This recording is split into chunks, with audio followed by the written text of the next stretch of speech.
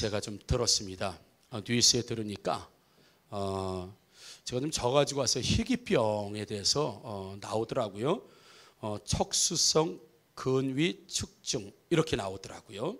척수성 근위 축증. 그러니까 이 태어나면서도 그렇고 몸의 근육이 점점 사라지는 거예요. 움직일 때마다 점점 사라지는데 이 병이 우리나라에 한 150명 정도 있다고 합니다. 그러니까 희귀병이에요. 그리고 뭐 방법이 없었기 때문에 그야말로 운명이냐 맡기고 살아갈 수밖에 없었는데 작년인가요? 미국에서 치료제, 주사 약이 개발이 됐다고 해요. 그래서 미국에서 임상 실험을 했는데 이제 한 2년 내로 죽는다라고 했던 사람이 2년 내로 혼자 걸어 다닐 만큼 아주 강력한 효과를 보았는데 문제는 치료비가 문제라는 거예요. 아마 뉴스 들으신 분이 알겠지만 한 번 주사를 맞는데 약 한 1억 4천 정도가 들어간대요. 주사 값이. 근데 이거 2년 동안 6번을 맞아야 완치가 될 가능성이 있고 완치가 된다고 해요. 그러니까 1억 주사 한 번 맞는데 1억 4천이고 2년 동안 6번 정도를 맞아야 하는데 그러다 보니까 치료비까지 약 10억 정도가 주사 비용으로 들어가야 돼요. 여러분 어떻게 이거 치료해야 합니까? 치료하지 말아야 됩니까, 여러분? 만약에 우리 가족이나 내가 사랑하는 사람이나 나하고 정말 친한 사람, 진짜 누군가가 가족이 이런 일이 만약에 생겼다고 하면 우리가 뭐라고 말해줄 수 있을까요? 뭐라고? 야, 걱정하지 마. 내가 10억 내가 해줄게. 뭐 이렇게 말할 수 있고 이렇게 해줄 수 있으면 참 좋겠지만 대부분의 사람들이 그렇게 할 수 없어요. 그럼 뭐라고 얘기해 주면 좋을까요? 아마도 우리가 할 수 있는 최고의 말은 울지 마요, 울지 마. 아마 무슨 방법이 나올 거야. 조금 견디다 보면 무슨 좋은 방법이 나올 거예요. 힘내, 힘내. 내가 기도해 줄게. 내가 같이 있어 줄 테니까 힘내요. 힘내야지. 많은 좋은 방법이 있을 거예요. 아마 좋은 길이 열릴 거예요. 힘내요. 울지만 말고 그만. 우리가 해줄 수 있는 이야기의 최고는 이거 이상은 해줄 게 없어요. 결국에는 내가 할 수 없을 때 마지막 우리가 내가 할 수 있는 말 힘내요. 잘 될 거예요. 하나님이 하실 거예요. 그건 내가 할 수 없기 때문에 할 수 있는 마지막 말은 결국 그 말을 뿐이는 우리는 이런 상황 속에서 누가 다른 말을 할 수 있겠는가 라고 할 때에 그렇게 될 수밖에 없는 거죠. 힘내요. 다 잘 될 거예요. 그게 우리가 할 수 있는 어쩌면 세상에 가장 좋은 걸 줄 수 있는 위로와 격려와 힘이 되는 게 사실이죠. 보통 여자들이 결혼을 합니다. 물론 사랑해서 결혼을 하기도 하지만 결혼에 대해서 꿈을 꾸기도 하고 가정에 대해서 꿈을 꾸기도 하고 또 사랑하는 사람과 사랑하는 남자와 결혼해서 정말 보편적이기도 하지만 정말 좋은 결혼 생활에 대한 계획들을 세워서 결혼을 합니다.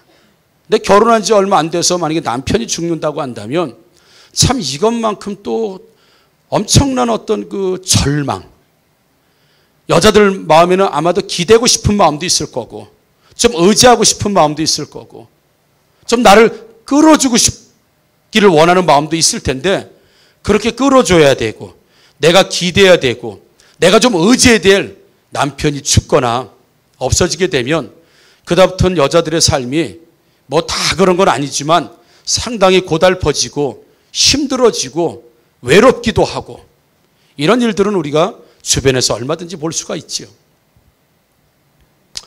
거기다가 만약에 자식까지 하나 아들을 하나 낳아서 키우는데 아들마저도 10몇 살에 20몇 살에 만약에 죽는다고 한다면 사람들은 다 한마디씩 할 거예요. 도대체 무슨 죄를 많이 져가지고 도대체 저 인생이 왜 저렇게 되느냐고 아마 불쌍히 여기는 마음도 있겠지만 도대체 인생이 왜 이렇게 되냐고 아마 그를 비판하거나 정죄하는 사람도 있을지 몰라요. 남편도 죽고 의지했던 아들도 죽고 혼자 남겨진다 하면 이 사람 인생에서 우리가 해줄 수 있는 말이 뭐 있겠습니까? 해줄 수 있는 말 힘내요. 잘 될 거예요. 살아있다고 한다면 희망이 있을 거예요. 그 이야기 이상은 우리가 해줄 수 있는 게 사실은 별로 없죠, 여러분. 오늘 본문에 나오는 여자도 결혼해서 꿈을 꾸고 자식을 낳아서 꿈을 꾸고 정말 행복한 가정을 만들고자 했지만 남편이 먼저 죽고, 그리고 정말 남편처럼 여기고 자식처럼 여기던 그 아들마저도 오늘날 갑자기 청년의 때에, 갑자기 10대, 20대에 죽어나가는 이 장래 행렬의 모습을 오늘 볼 수가 있습니다. 많은 사람들이 슬픔 앞에서 무기력한 모습을 보여줄 수밖에 없는 거죠. 그래서 오늘 본문 12절에 보면 성문에 가까이 이르실 때에 사람들이 한 죽은 자를 메고 나오니 이는 한 어머니의 독자여 그의 어머니는 과부라. 그 성에 많은 사람도 그와 함께 나오거늘 그랬습니다. 아마도 불쌍히 여긴 것 같아요. 성에 사는 사람들이. 야, 과부가 된 지 몇 년 됐다고 그 하나뿐이 없는 자식마저 죽었으니 그 얼마나 동네 사람들, 마을 사람들, 이웃과 친척들이 마음이 아파했겠는가. 그러다 보니까 많은 사람들이 애도하기 위해서 뭐 과부가 뭐 영향력이 있겠습니까? 뭐 재력이 있겠습니까? 뭐 사회적인 농방이 있겠습니까? 당시 예수님 당시는 더욱더. 근데 많은 사람들이 그에게 위로하고자 장례 행렬에 참석해서 그의 어머니와 함께 성 밖을 빠져나오는 모습을 오늘 12절에서 우리는 볼 수가 있습니다.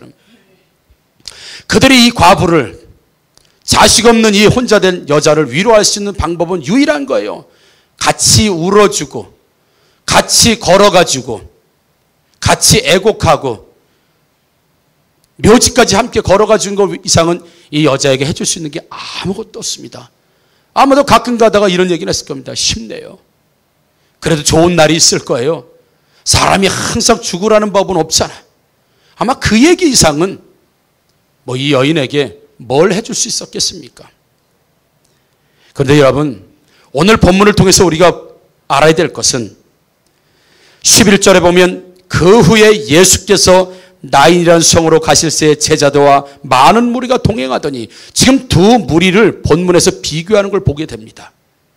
예수님이 제자들과 예수님을 따르는 한 무리들은 성으로 들어가고 있고, 죽음의 행렬, 시체, 애곡, 슬픔에 빠진, 절망에 빠진 한 무리들은 성 밖에서 나오고 있고, 그러니까 드라마를 보면 예수님이 제일 앞서가시고 그 다음에 제자들이 따르고 그 다음에 예수님을 따르는 무리들이 성 안으로 들어가고 있고, 지금 절망과 슬픔과 죽음이 있는 한 무리들은 성 밖으로 따라오고 있다고 한다면, 제자들과 예수님을 따르는 무리들과 이 과부와 슬픔을 함께하고 애곡하고 장례 행렬에 참석했던 사람과 같이 비유가 된다고 한다면, 우리 생명 되시는 예수님께서 이 생명의 무리들을 끌고 들어가시면 저쪽에서는 누가 끌고 나오겠는가? 바로 죽음의 사자, 죽음의 사신 사단이 사람들의 인생을 어지럽게 하고 사람의 인생을 황폐하게 하고 심각한 슬픔 가운데 빠지게 만든 다음에 절망의 무리, 슬픔의 무리, 죽음의 무리들을 사단이 지금 이끌고 나오고, 생명 되신 예수님께서는 제자들과 예수를 따르는 무리들을 이끌고 생명을 가지고 성으로 들어가는, 마치 드라마의 한 장면처럼 그렇게 우리는 볼 수가 있고 알 수가 있습니다. 누구도 죽음의 행렬을 막지 못합니다. 누구도 죽어서 나오는 장례 행렬에 대해서 말하지 못합니다. 우리도 장의사차, 장례 차량이 가면 길도 비켜주기도 하고 좀 조심해 주지 않습니까? 누가 장례 행렬, 그 슬픔에 빠지고 심각한 절망 상태에 빠진 그 장례 행렬을 막아서고 말하고 누가 웃을 수 있고 누가 뭐라고 할 수 있겠습니까? 아무도 뭘 어떻게 해줄 수가 없어요. 조금 전에 말씀드린 것처럼 그냥 힘내요. 이제 그만 울어요. 떠나간 걸 어떻게 할 거야? 이제 그만 울어. 힘내요. 또 좋은 날이 있겠지. 그 정도 외에는 아무런 대책을 세울 수도 없고 해결해 줄 수 없는 많은 무리가 수십 명이든 수백 명이든 따르든 그들이 할 수 있는 말, 유일한 말은 그냥 격려해 주는 말 이상은 할 수 없어요. 그게 사람이기 때문에. 그러나 예수님은 달랐습니다, 여러분. 죽음과 슬픔의 행렬 앞에서 예수님은 죽음의 행렬이 지나가라고 길을 비켜서 서신 것이 아니라 당당히 맞서는 모습을 보게 됩니다. 누가 죽음의 행렬을 맞서겠습니까? 누가 죽음의 행렬들을 스톱! 누가 막아설 수 있습니까? 모든 사람들이 다 길가 옆으로 피해 줍니다. 근데 유일하게 예수님만 14절 보니까 가까이 가서라고 되어 있습니다. 사단이 이끄는 죽음의 행렬 가운데, 죽음이 이끄는 절망의 행렬 가운데, 죽은 사람을 장사 지내는 슬픔의 행렬 가운데 누구도 그 행렬을 막지 못하고, 누구도 슬픔을 해결하지 못하고, 누구도 죽음 권세 앞에서 힘을 쓰지 못할 때 예수 그리스도만 그 죽음의 관 앞에서, 시체 앞에서, 그 행렬 앞에서 막아서고 가까이 갔다라고 말씀하고 있습니다. 바로 생명 되시는 예수 그리스도만 죽음의 권세를 이기시고, 슬픔의 행렬들을 이기시고, 절망의 행렬을 이기시고, 누구도 사람이 할 수 없는 그 일을 막아서고 가까이 가서 관에 손을 대시고 명령하실 수 있는 유일한 분은 우리가 구세주로 모시고 있고 믿고 있는 바로 삶의 주인 되시는 예수 그리스도 한 분만이 우리의 모든 고난과 슬픔과 죽음과 절망 가운데서 가까이 그것 절망을 막아내시고 거기에 손을 대시는 분은 우리 주 예수 그리스도 외에는 한 분뿐이 없는 줄 우리는 믿습니다. 왜냐하면 그분은 그런 권세를 가지고 있기 때문에 그렇습니다. 죽음을 이길 권세, 절망을 바꿀 권세, 우리가 울지 말라라고 말하는 그런 위로 정도가 아니라 정말 예수님이 울지 말라라고 하면 정말 울지 않는 일이 생기는 그분 말이죠. 그래서 요한복음 16장 33절에 이렇게 말씀합니다. 세상에서는 너희가 환난을 당하나 담대하라, 내가 세상을 이겼노라. 여러분, 우리는 세상을 이기지 못합니다. 절망을 이기지 못합니다. 우리에게 찾아오는 슬픔을 우리가 스스로 막아내지 못합니다. 고난을 우리가 스스로 막아내지 못한다고요. 그냥 받을 수밖에 없어요. 그러나 담대하라, 내가 세상에서 오는 너희들 가운데 오는 모든 환난과 고통과 고난과 슬픔, 내가 세상을 이겼기 때문에 유일하게 내 인생에서 손을 대시고 나를 회복하실 분 오직 예수 그리스도 한 분만인 줄 믿습니다. 왜냐하면 사도행전 2장 24절에 이렇게 예수 그리스도를 말씀하고 있습니다.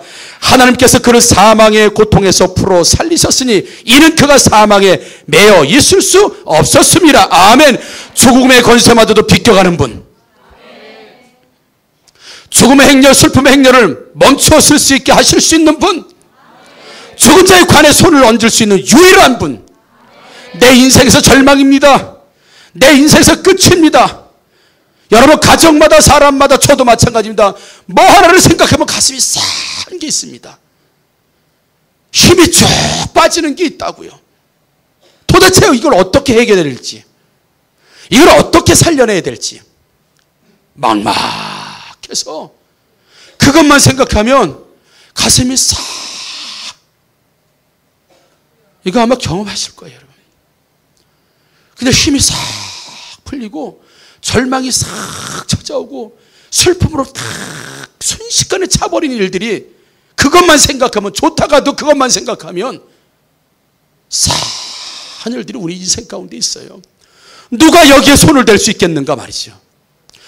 누가 여기에다 명령하실 수 있겠는가. 사람들은 울지 마요, 힘내요. 그런데 예수님이 울지 마라, 그럼 울 일이 안 생기고, 힘내라 하면 진짜 힘이 나는 일. 예수님 말씀하시는군요, 우리의 위로 정도가 아니라고요. 우리가 도닥여주는 정도가 아니라고요. 그냥 같이 울어주는 정도가 아닙니다. 그분은 인생의 모든 문제를 근본적으로 해결할 수 있는 분이 바로 예수 그리스도인 줄 믿습니다, 여러분. 왜요?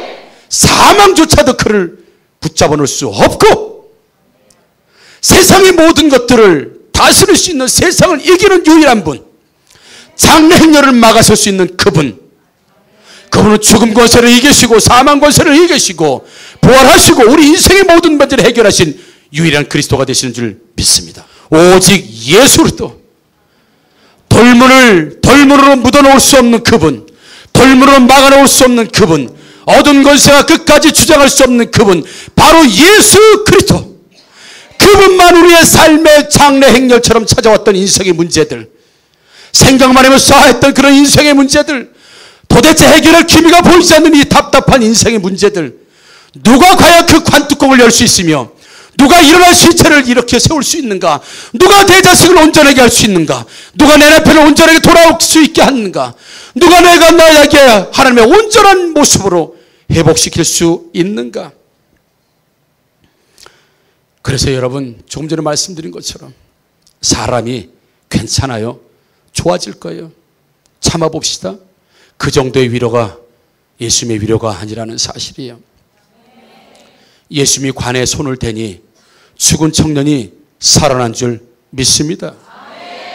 우리가 믿는 하나님, 우리가 고백하는 예수 그리스도, 그분 앞에서 무덤의 돌문도, 어둠의 권세도, 사단의 권세도, 예수 그리스도께서 관에 손을 대는 그 순간 장래 행리를 이끌고 나왔던 죽음의 사신, 죽음의 앞잡이, 절망의 앞잡이, 슬픔의 앞잡이 사단은 온데간데 사라지고 생명 되시는 예수 그리스도가 죽음과 슬픔 가운데 있는 이 난성 과부의 눈물을 닦아주시는, 많은 사람들이 이 과부를 위로했을 겁니다. 울지 마요. 힘내요. 좋은 날이 있을 겁니다. 아마 더 같이 안아주고 같이 도닥여주고 아마 더 사랑하는 사람은 같이 울어주고, 그리고 할 수 있는 일은 그냥 장래 행렬에 따라가는 거예요.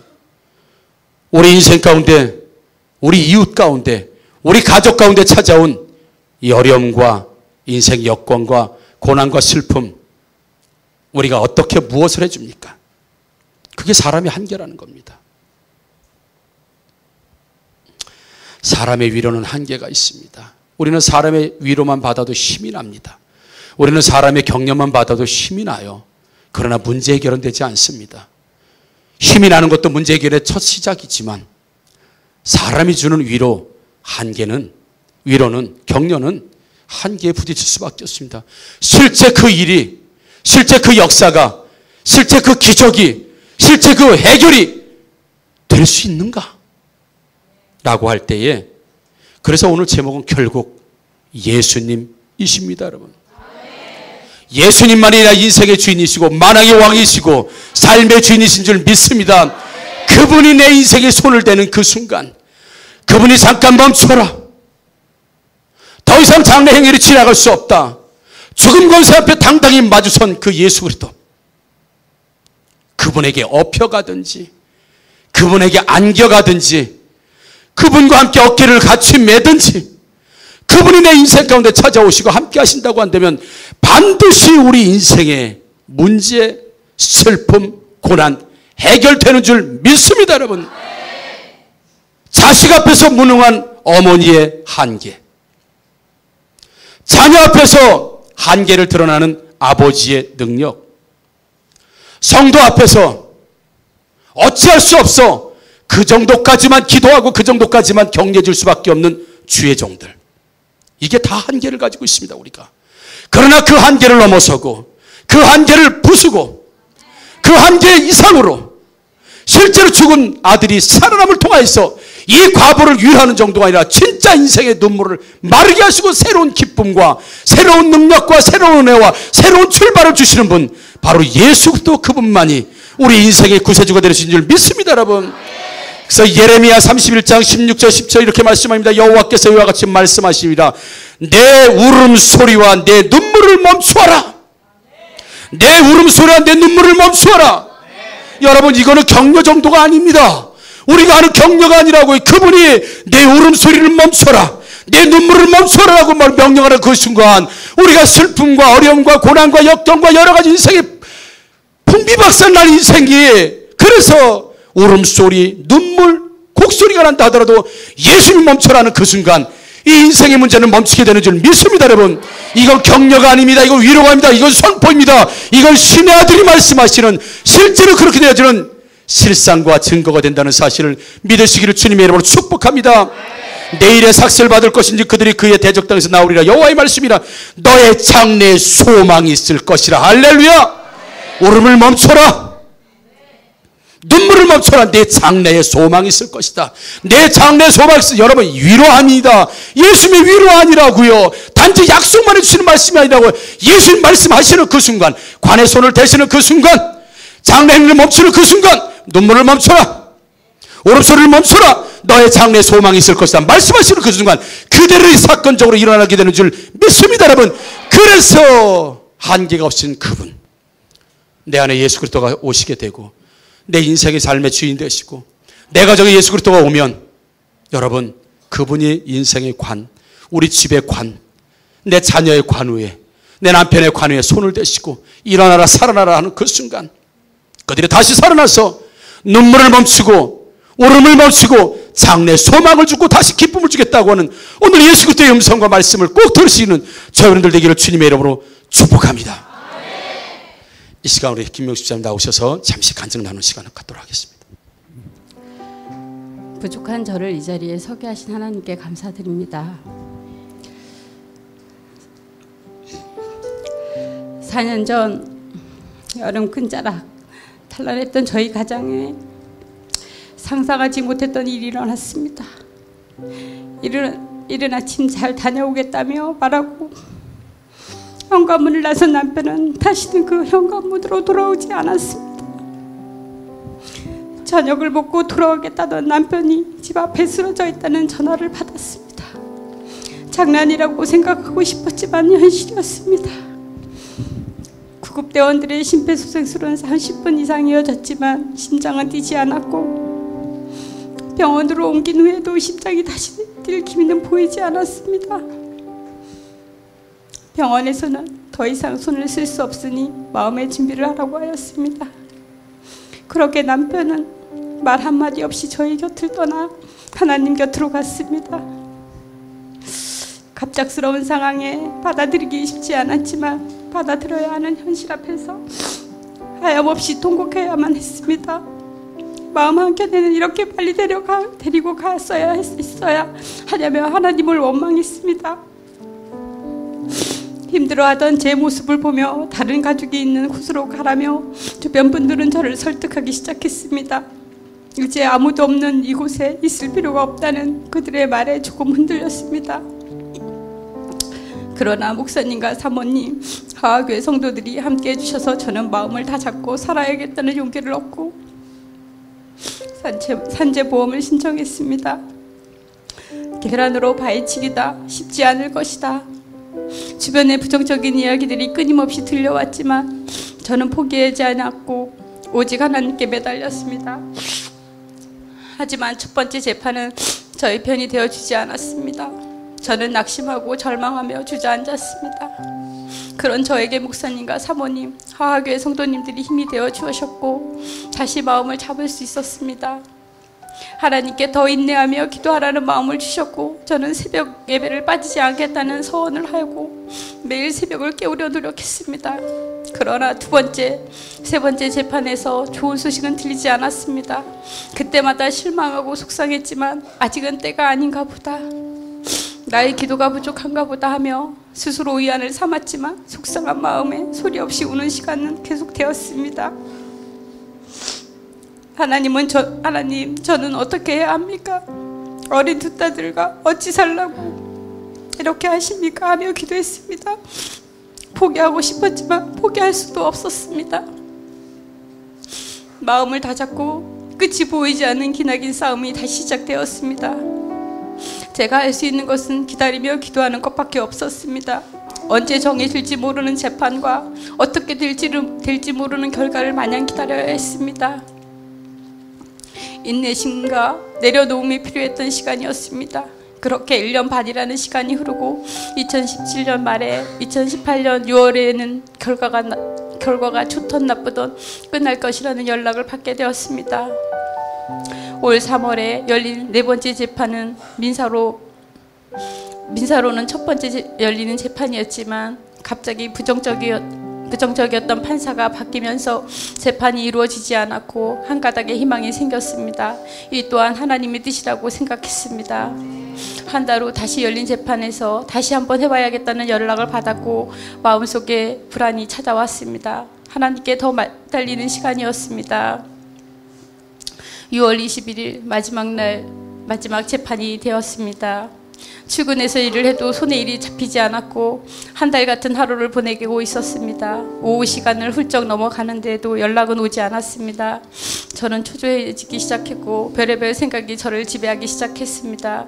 그렇게 연락을 기다리고 있었습니다. 저녁 7시가 넘어서야 연락이 왔습니다. 잘 되었습니다. 100%는 아니지만 90%는 되었습니다. 할렐루야, 하나님이 하셨습니다. 너무나 놀랍고 좋아서 아무 생각도 나지 않았습니다. 전화를 끊고 나서야 하나님이 내 편이셨구나 하면서 감사한 마음뿐이었습니다. 모든 것이 결정나기까지 한두 달 걸리는 것이라는 변호사의 말을 무색하게 열흘도 채 되지 않았을 때 보험금이 지급하겠다는 근로복지공단의 연락과 함께 모든 과정이 일사천리로 이루어졌습니다. 그렇게 하나님은 긴 시간 동안 저를 만드셨습니다. 교만하지 말고 인내하며 겸손하게 믿음 안에서 순종하며 살라고 큰 선물을 주셨습니다. 너무나도 큰 은혜를 베풀어 주셨습니다. 간절히 기도하면 반드시 응답하신다는 확신 또한 얻게 되었습니다. 더 낮아지며 겸손한 사람이 되어 끝까지 하나님을 섬기며 살 것입니다. 하나님이 살아계시기 때문입니다. 어려움을 당하고 있을 때 옆에서 항상 기도해 주셨던 목사님과 사모님, 하하교회 성도님 모두 너무너무 감사드립니다. 긴 시간 동안 함께 해주신 하나님께 이 모든 영광을 올려드립니다.